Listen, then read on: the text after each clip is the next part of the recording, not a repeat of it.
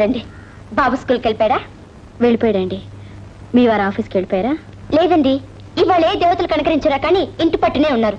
ఉంటే ఇంకొక ఇబ్బంది ఏమిటో తెలుసండి, నన్ను పని చేసుకునేవ్వకుండా ప్రతి క్షణం జోకులు వేస్తూ నవ్విస్తూ గొడవ చేస్తుంటారు. కూర్చోండి. ఏమండి ఇలా రండి. రేడియో సీతగారననే ఆవిడొచ్చారు. ఉండండి, కాఫీ తీసుకొస్తాను.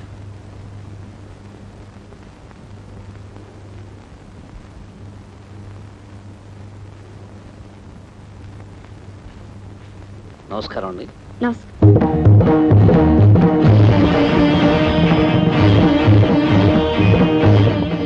ఏమండోయ్, రేడియోలో సీతగారి తీయని గొంతు తిన్నప్పుడల్లా ఆవిడని చూడాలందని చెప్పేదాన్ని కదండి. అనుకోకుండా అదృష్టం వచ్చింది. ఆవిడను పిచ్చిగా అభిమానించే మనిషి ఇలా పక్కింట్లోకి రావటం ఆవిడ అదృష్టం కూడాను. చాలా ఊరుకోండి, ఎప్పుడు ఇలా తిరగాసి మాట్లాడండి. ఇవి నా మాటలు ఆవిడకు కొత్తేమో గాని ఆవిడ నాటకాలు నాకు పాతాయిగా. రేడియోలో ఒక నాటకంలో ఈవిడ బలాదూర్ భార్య పాత్ర చాలా అద్భుతంగా పోషించింది. ఆ రోజే అనుకున్నాను ఈవిడ గొప్ప నటి అని. అన్నట్టు మీ వారు అమెరికాలో ఉంటున్నారటగా? వస్తానండి. చిత్రంగా ఉంది. కూర్చుంటారని వచ్చినవాడంత కంగారు వెళ్ళిపోయింది ఏమిటి? ఏం గుర్తొచ్చిందో ఏమిటో. అమెరికాలో ఉన్న మొగుడు గారు ఏ దొరసానినో పెళ్లి చేసుకున్నట్టు ఆలోచన వచ్చిందేమో. ఎలా ఉంది చోకు? అదేం జోకండి. అయినా మహాలక్ష్మి లాంటి వదులుకుని మరో దాన్ని కట్టుకుంటే ఆ మొగుడు పశువు తప్ప మనిషి కాదండి. ఈ జోకు బాగుందే.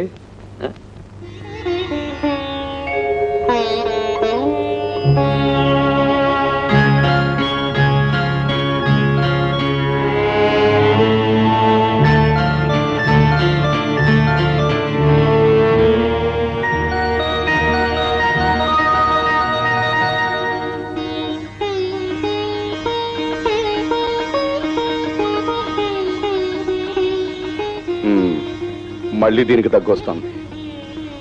అమ్మాయి సీత, సీత ఇలా రామ్మా. ఏమిటి నాన్న? చూడమ్మా, ఇందాక నుంచి మీ అమ్మ ఆ గదిలో దగ్గుతో గిలగలాడిపోతుంది. చీకటి కుట్లాంటి ఆ గదిలో ఆ మంచులోనే ఉంటే దగ్గు తగ్గదే అని చెబితే విందు. నువ్వు వెళ్ళి తీసుకురామ్మా. ఇక్కడికి వచ్చి హాల్లో కూర్చుంటే కాస్త గాలి తగిలి ఊపిరాడి తేలిగ్గా ఉంటుందని చెప్పు. అలాగే నాన్న. దీనికి జబ్బు ఎప్పుడు తగ్గుతుందో, మళ్ళీ మామూలు మనిషి ఎప్పుడు అవుతుందో. నెమ్మదిగా నెమ్మదిగా నెమ్మదిగా తీసుకురా. ఇదిగో ఇలా ఇలా కూర్చోండి. నిదానంగా నిదానంగా. అబ్బా, ఇవాళ మరీ నీరసంగా ఉన్నట్టుందే. పార్వతి, ఆ మందులు వేసుకున్నావా? లేదు కదూ. నిన్ను చూస్తుంటేనే తెలుస్తుంది. చేదుగా ఉన్నాయని, గొంతు దిగటం లేదని పసిపిల్లలాగా పంతం పడితేలాగే రోగం ఎలా తగ్గుతుంది? మందులు వేసుకోవు, నొప్పు భరించలేక గిలగలాడిపోతావు, చస్తానంటావు. ఏమిటే ఇది? నువ్వు అట్టండి మాట్లాంటే నేను భరించగలనా? యావే, నేను ఇలా బ్రతుకుతున్నానంటే నిన్ను చూసుకునే కదే. నీకేమన్నా అయితే నేనేమైపోతానో నాకే తెలియదే. అనవసరంగా బాధపడకు. చావ తాగాక మందులు వేసుకోమని నేనే ఆపాను. చావ తాగించి అమ్మకు మందులు నేనేస్తానుగా. అలాగే.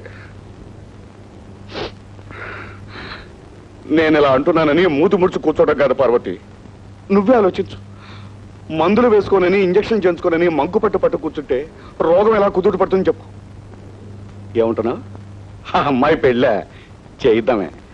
ఇదిగో రాజా లాంటి సంబంధం చూసి బ్రహ్మాండంగా చేయిస్తాను చూడు. అసలు అమ్మాయి చేత రేపు ఈ వ్రతం చేయించాలనుకుంటుంది. ఎందుకో తెలుసా? అమ్మాయి ఈ వ్రతం చేసి 10 మంది బ్రాహ్మణులకు భోజనం పెడితే లక్షణమైన మొగుడు దొరుకుతాడే. అరే, ఒళ్ళంతా చెమట పడుతుందే, ఉక్కబోస్తున్నట్టుందే. ఆగు, విషయంగా తీసుకొస్తాను. For more updates, like, comment, subscribe to our channel. Hey darlings, గంటని click చేయడం మర్చిపోకండి.